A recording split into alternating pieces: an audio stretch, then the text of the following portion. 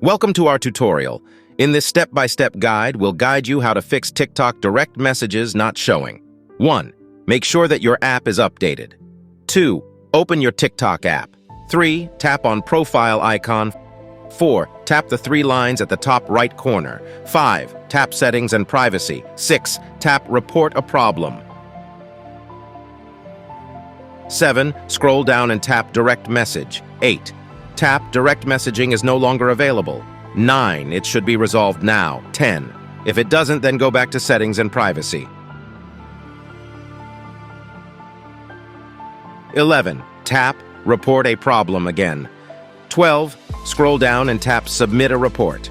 13. Write the issue that you are facing and submit it. 14. Now wait for 24 hours. They will email you and give you an update. Congratulations! You have successfully learned how to fix TikTok direct messages not showing.